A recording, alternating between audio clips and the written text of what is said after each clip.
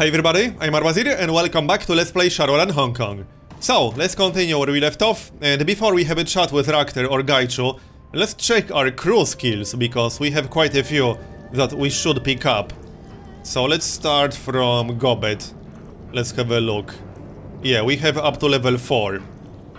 So, what's this? Gobet's Rat Totem invocation does 99 damage to any hostile spirit. This spell can only be used on spirits, okay? Gobet's Rat Totem invocation can steal control of spirits that have been summoned by enemy shamans. Note that only one spirit can be under control until rank 5 spirit control, where it increases to 2. Okay, so this is highly situational, from the looks of it. What's level 4? Gobet's Poison Fog is upgraded to Acidic Fog, doing AP damage to those affected, as well as HP damage. Oh, that's nice.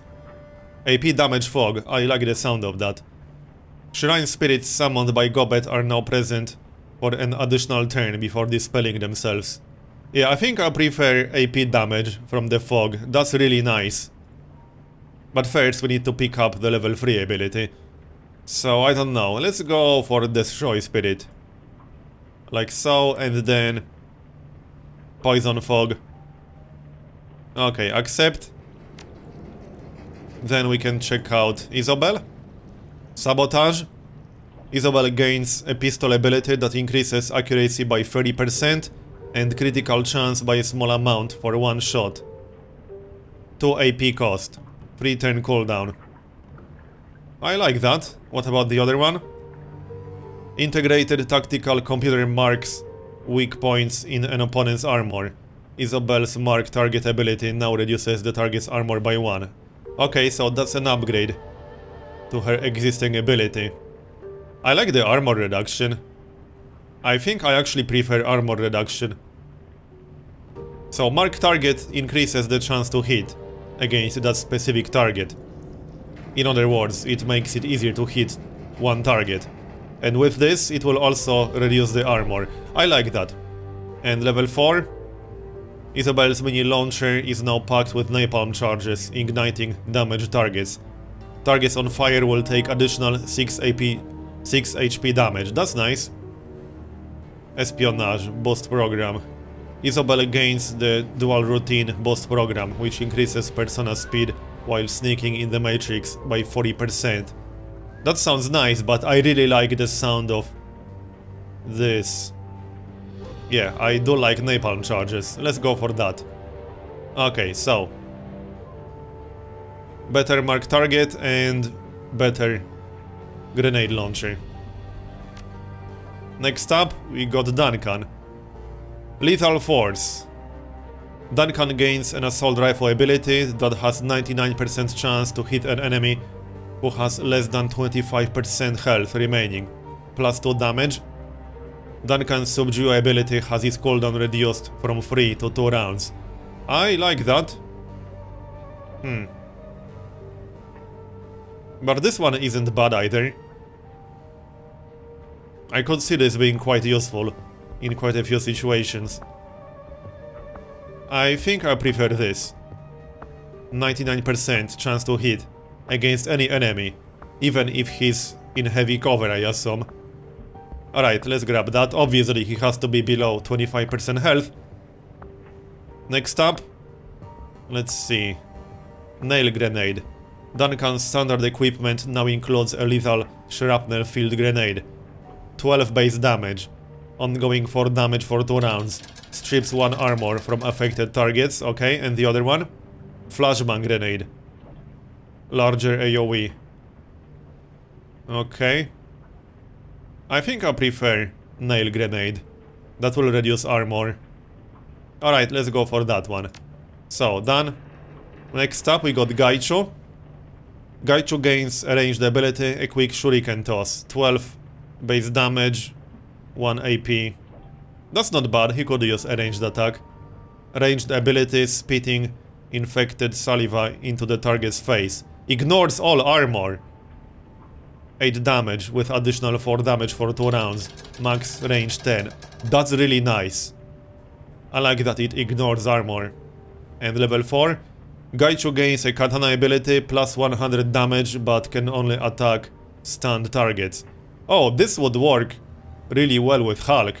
Plus 100 damage, are you serious? So that's basically an instant kill if the target is stunned. That would be amazing combined with Hulk. I think we'll go for this. What's the other option? Gaichu takes a bite out of his foe, restoring 8 health over 2 rounds and gaining 1 strength through the consumption of their flesh.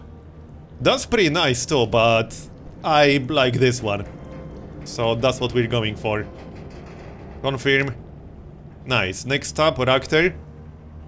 Raptor's drone gains an auto shotgun attachment which does additional 2 damage at the cost of minus 5% accuracy. Can hit adjacent targets at ranges of 6 or greater. Uses 10 ammunition. Raptor's drone gains a mounted saw blade arm in the melee systems. This attack's critical chance is greatly boosted. Sounds useful. Not quite sure which one I want to go for. I didn't really give Raptor a proper try. I used him on one run, but I didn't really use the drone properly, so I should probably give him another shot. We can skip his upgrades for now, we don't have to pick them up now. What's the level 4? Overclock ability. Now gives the targeted drone plus 2 AP and plus 2 movement for 1 round. The cooldown on Raptor's toolkit repair ability is reduced from 5 rounds to 3 rounds. I like plus 2 AP and plus 2 movement. So shotgun mount or the saw? Additional 2 damage at the cost of minus 5% accuracy. Can hit adjacent targets at ranges of 6 or greater, but uses 10 ammunition. I like the saw. Okay, let's go for this one and overclock. Okay, done. So now we can have a chat with Raptor. Again, the shop is quiet. No hammering of metal, no whine of heavy machinery. Nothing but the sound of your own footsteps and low electrical hum of Raptor's work terminal. The monitor above the work desk is alive with vibrant imagery. Graphs, technical readouts and reference images fill the screen. He looks up at you, his face bathed in the blue light of the display. Ah, hello again, my friend. Back for more answers. I can take the time to talk if you can. Okay. Well, he wasn't on the last run, so no point asking about that. Let's continue our discussion. Yes, my friend. I suppose there are. Go on then, ask your questions, and let us see where your inquiries take us. The last time we spoke, you told me that essence loss didn't hurt you. I want to know why. Yes, I did tell you that, and I owe you an explanation. He turns his head slightly. Tell me, my friend, what do you know about essence loss and its effect on the metahuman psyche? Losing essence kills a part of you. The more cyberware you get, the more detached you become from reality. He nods. Yes, that's right. And this detachment can be deeply traumatic for the sufferer. The literature is full of such cases. Now, what would you say if I told you that after my accident and subsequent cyber surgery, I felt no different at all? That even in the beginning, I was completely unchanged. I'd ask if you knew why. I do, in fact. Would you like to know? Okay. Maybe. I was born with what society has deemed a psychological defect. Out of fear of social repercussions, I spent most of my life hiding it. I still hide it even now.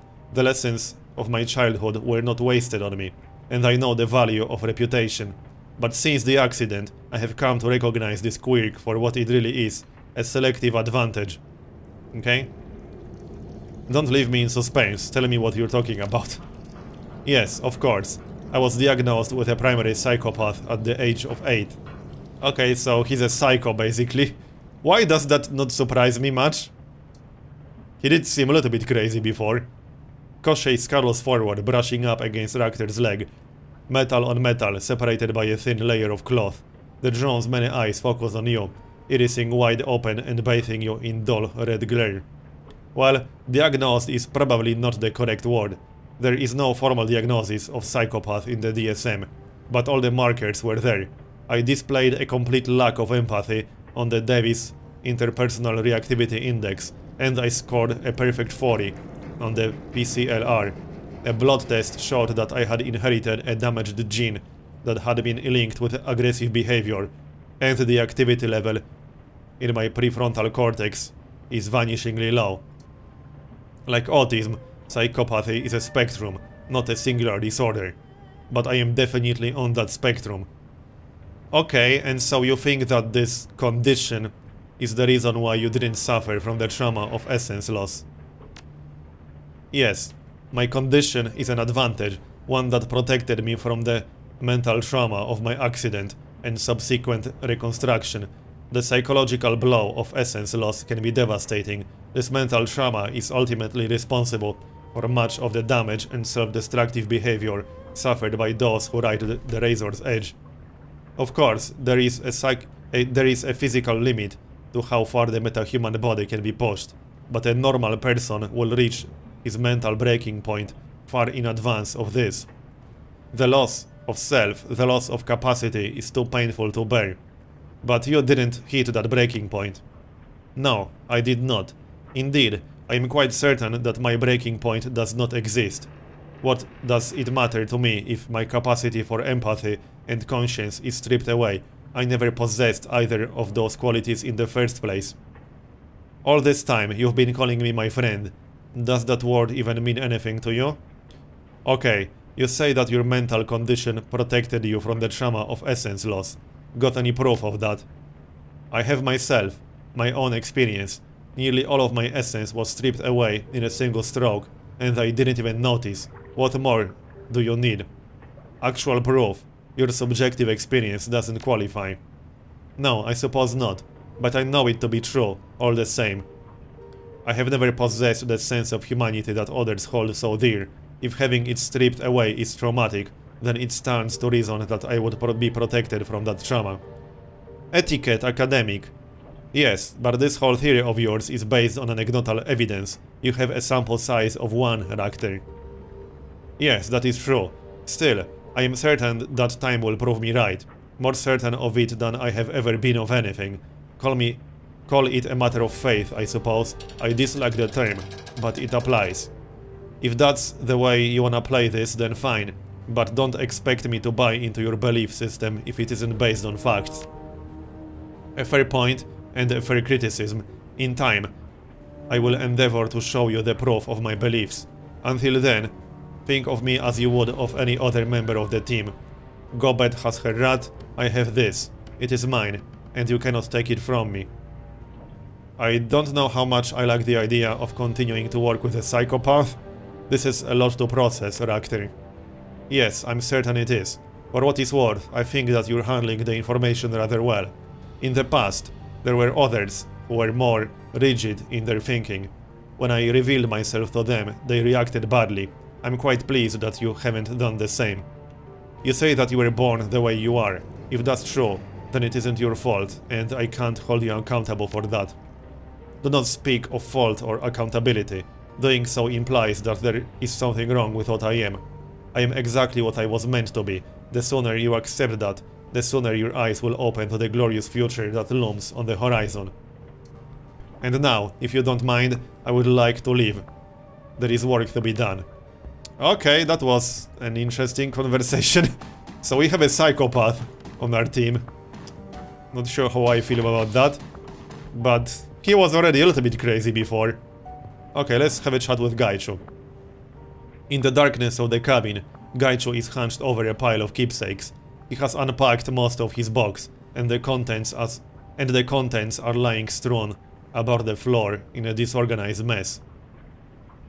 The ghoul gingerly peeks through them, turning each one over in his fingers as he feels their shapes. He addresses you without looking up. Please mind your step, Hulk. I fear I have made a mess, and many of my possessions are quite delicate. I would be rather upset if you were to accidentally crush any under your feet. After a moment, he places one he holds, a small ceramic statuette of Daruma, to one side. Lifting his face, he touches his brow in salute. I apologize for the mess. Okay? Feeling homesick? No, I am remembering my home, and obviously I would like to return to it. Long ago, however, I came to terms with the impossibility of that desire. Today, I am simply thinking about the chain of events that brought me to Hong Kong. I've been considering our talk about my former unit, about what my plans are with regard to their incessant hunt and the need for closure. I began to think that I too need closure, and not only to the hunt, but to our dance around the core issue. One of us must die, and that the other might live. As it is, we are locked in stasis. Okay? How do you plan to accomplish that? That is the question that I have bent my mind to answering since we last spoke. It is not an easy question to answer. My initial thought was to strike at a secure Renraku holding, something valuable enough to draw the attention of the Red Samurai, and ensure that Renraku reported that a ghoul was involved in the mission. It turns out that was not necessary. I began searching the Shadowland BBS for any jobs against Renraku holdings here in Hong Kong. It is surprisingly easy to use the matrix when you can read postings with your fingers. Slower than direct interface, but certainly possible. I also began to offer a reward for information on Red Samurai teams known to be in the city. A modest reward, nothing that would attract too much attention, but enough to keep people interested. This bore fruit. A Red Samurai team arrived here a short time ago, smaller than normal size. Sounds like it could be them. Are you sure it's not just another team? Yes, my contact described Ishida and Takagawa perfectly, as well as a new heavy gunner, most likely from another disgraced squad. What's more, he described a woman who looked exactly like Sasaki, but with a scar here on her forehead, precisely where I cut her. Is this going to be a stand-up fight then? How are you going to draw them out? I expect you want to catch them off guard. Surprise is the husband of victory. This is an essential law of combat. There is no such thing as a fair fight. Only a fight you win or lose. I have no intention of allowing them to set the terms of the fight. I have found a job I am certain will draw a Red Samurai response. Renraku is moving a prototype drone through Hong Kong, on the way to a research facility in Chiba. It is of a new design, implementing machine learning and pseudo-intelligence. Something that advanced would clearly attract a Red Samurai team, and should someone attempt to steal it. How can you be certain? Red Samurai are primarily proactive. The majority remain at the forge until dispatched across the world. Those that are not assigned to guard high-value locations, black laboratories, secure research facilities, and major complexes. Hong Kong has none of these, as Renraku's facilities of that type are primarily located in Taiwan. My former unit will be the only one close enough to respond to the threat. The Johnson for this run is a Renraku scientist escorting the drone. He wishes to leave Renraku's employ, but is unwilling to risk reprisal should he escape on his own. To put it simply, he wishes to make it look like he was killed during a robbery, hence why he wishes the experimental drone stolen. If there is no body, there will be no investigation into his whereabouts. So we can kill two birds with one stone. Precisely. I can rid myself of my pursuers, and he can be free of their yoke. While I owe this man no loyalty, I think I understand his sentiment. Besides, he will be receiving payment for the job. Okay, interesting. Let me ask you some questions about the run. Very well. What would you like to know? How do you know it's not a trap? A fair question, but one with a simple answer. Red Samurai are very risk-averse. Part of our training is to always put our lives on the line in defense of the company. Risking this drone in their quest for vengeance would be unthinkable. I did my own digging. The shipping schedules line up perfectly to place the drone in Hong Kong, and Red Samurai would not have the authority to fake such records unless ordered by their superiors. As I am the unit's private shame, this would not become a larger corporate matter. There is no profit in killing me, for the company, only for the unit. How do you know the drone would rate a Red Samurai response? Before I was infected, we escorted and guarded similar projects in the drone division, while I am unsure whether this one belongs to precisely the same research division. They are close enough to make Red Samurai involvement a certainty, in my opinion. Drone research is one of Renraku's main advantages over larger megacorporations. Ares controls military hardware, Seider Group has their heavy industry, but Renraku is the foremost drone development company in the world. No one else even comes close. Renraku will deploy Red Samurai to protect that advantage. Rely on it. Are you certain you can take them all on yourself? Well, I was hoping you would help me, you and the rest of the team. Yeah, I guessed as much. I may be able to kill all of them myself. It is possible. But as I said before, I intend to give myself every possible advantage. That includes you, Wu, Gobet, and the rest of the team. More guns mean a higher chance of victory, and that is a proper way to lay a trap. Alright, I know enough. Good. Gaichu shifts uneasily. He seems to be sniffing the air in anticipation. What is, may I ask, your decision? Sounds good to me. When do we leave? Well, I do want to do this. I'm not sure if we are ready to take on a Red Samurai team. This seems like it's going to be a pretty tough mission. But let's do it. As soon as you are ready, I will message Mr. Johnson and let him know when we are prepared to fake his murder and to be ready for our arrival. I suggest you prepare as well. The Red Samurai are excellent combatants, not to be taken lightly. Okay then, well, we will be doing a different mission then. I think we should prepare at least a little bit. So, let's check our stash. Do we have anything in here? We do have one more medkit, I suppose. We can bring that with us. Let's see if we can buy anything else. We do have some karma to spend.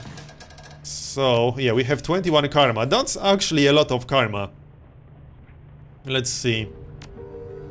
I could spend it for close combat. I could pick up Cleave. What's this?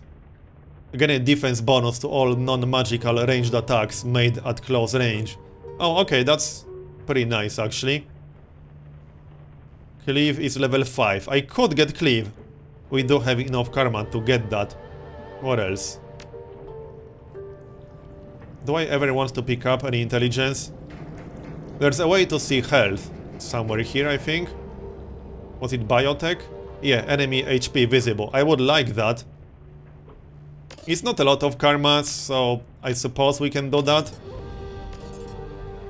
That's what? Only 5 karma to be able to see exact health. Yeah, okay. What else? Do we want to pick anything else in here? I'm going to say no. Yeah, probably not. But biotech 2 is fine, I suppose.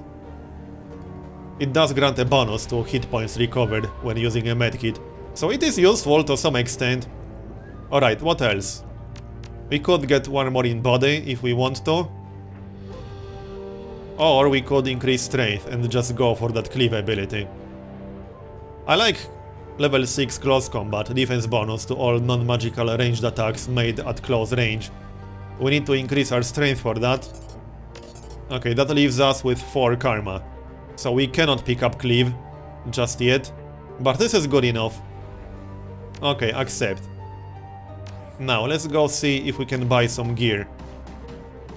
Maybe I'll buy some medkits. It sounds like we might need them. I expect this to be a pretty tough mission. Yeah, I mean, we have to kill a Red Samurai squad. That's definitely not going to be easy. Let's have a chat with Spider Shen. See if we can buy something better. Better armor, perhaps? Let's find out.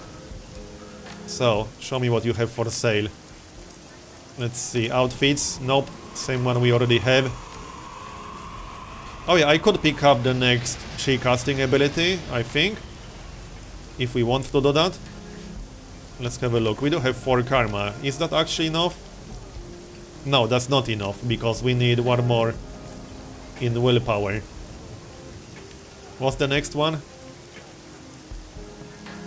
Not sure how useful that's going to be. Okay, maybe another time. After this mission, probably. Is there anything else we can buy? Better weapon? Probably not. Actually, yeah, there are some better weapons in here. Okay. On the other hand, our current weapon is also pretty good. 6 damage, 1 reach. Will not do AP damage on normal hits. I think I'll keep my weapon. We have a pretty good one. Yep, let's keep our weapon then.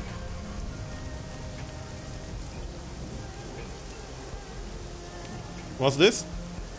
The adept gains a light cover bonus against incoming attacks for 4 rounds. That sounds useful. Oh, that requires 5 in chi casting. I suppose we'll want that in the future. An attack that does low damage but slows the target and reduces their aim. Oh, that sounds nice. I might actually pick that up. Huh. I might pick that up. Stride? That requires 4. I need this in the future. Movement is increased by 2. Yeah, that's nice. I'll definitely want that. So... Huh. Nerve strike? It's only 600, it's not that much. I like the idea of reducing aim. That might be useful against some really tough opponents. And I expect this fight to be against pretty damn tough opponents.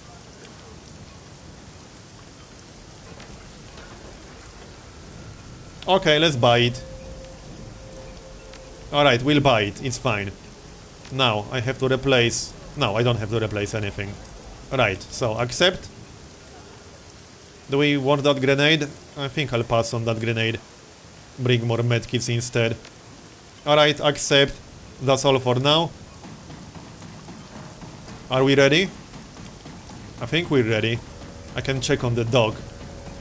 See if we can buy anything useful from him. Alright, let's check him out. Maybe better medkits, like higher rank medkits, because right now we only have rank 1, mostly. So... Oh yeah, can we talk about anything new with him? Hey, my fellow countryman returns. You want some chips and dip? Help yourself. It's on the engine block. There's a big Sahara Combat League race tonight. Everybody's coming over. You want to come? No, I bet kindly is keeping you busy. Okay. You were a Shadowrunner. I was. I sure don't look much like one now.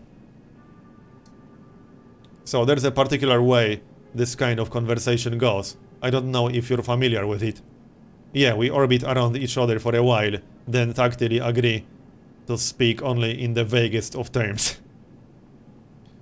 The grapevine says it's your first rodeo, but I'm not sure I believe that.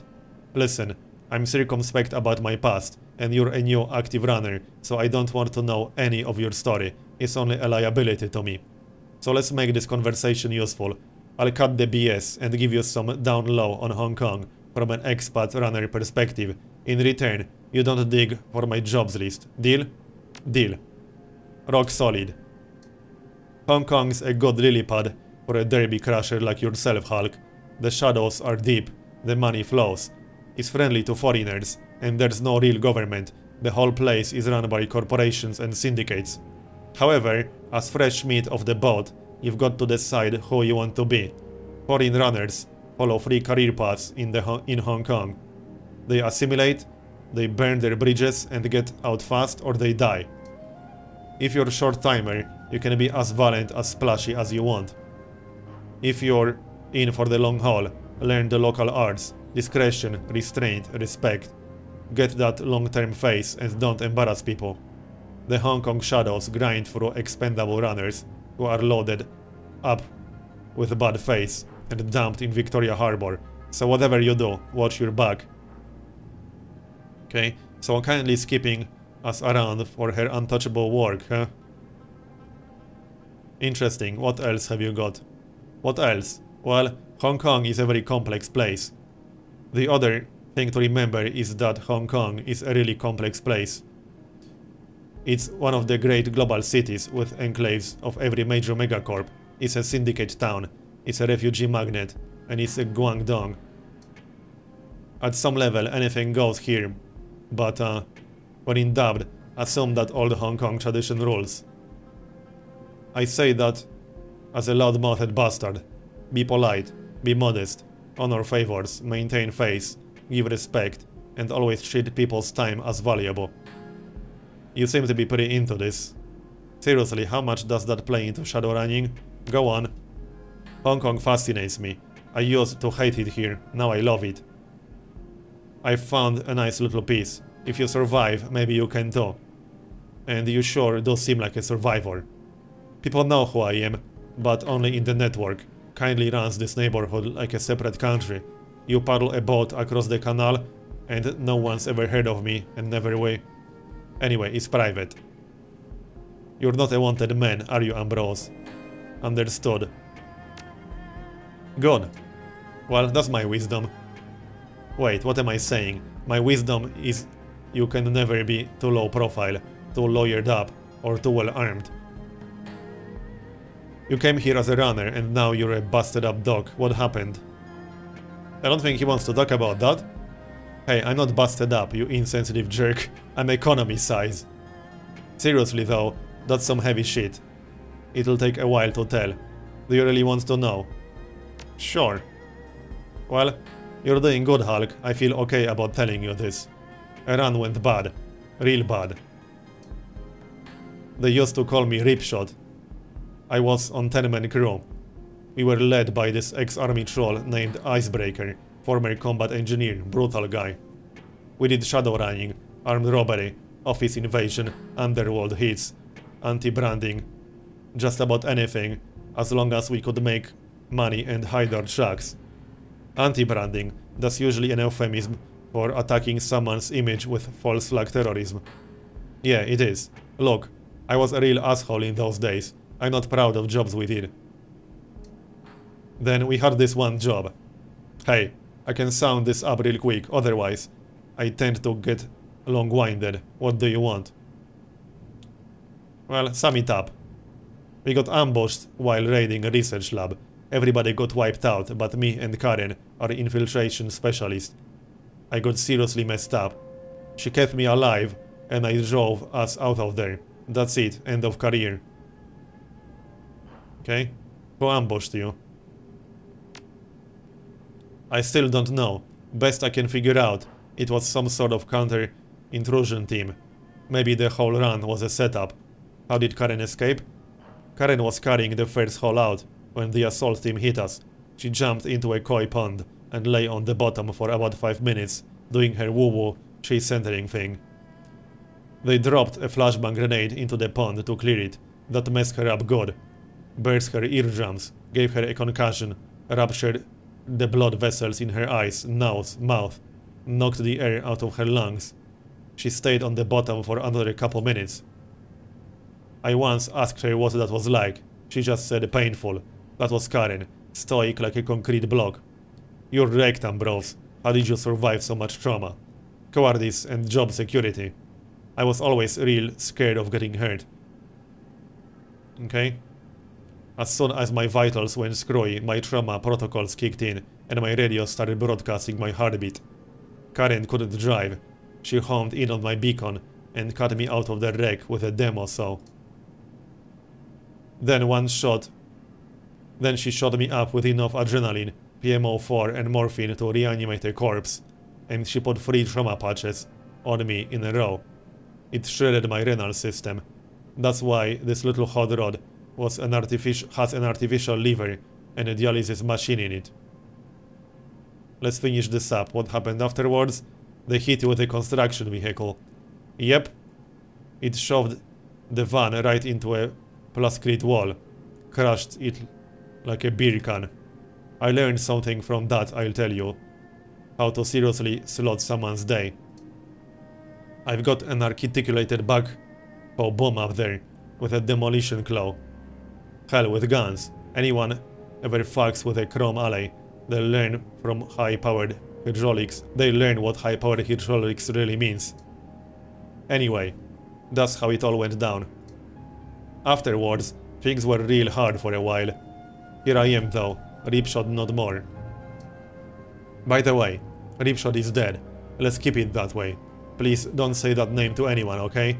Karen was an artist at faking deaths, and she made sure we both vanished.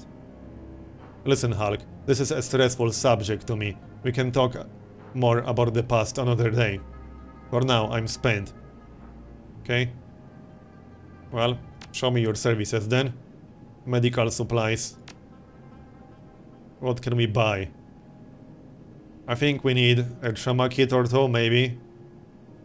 500. Pretty expensive. But it restores a downed teammate with 50%. Let's buy one. Advanced medkit, 150. Okay, let's buy some advanced medkits. 3 advanced medkits. I mean, I have a feeling we'll need them. If not for this run, then in the future. That's going to cost us almost 1,000. Okay. I'm okay with that. I might replace some of the level 1 medkits. We can move our gear around before we start the run. So it's fine. We'll get a chance to move it around before we start. Alright, so that's that for Ambrose. I think we're ready. I have a bad feeling about this run, but it should be interesting. However, that's going to happen in the next part. So, thanks for watching this one, and I'll see you next time.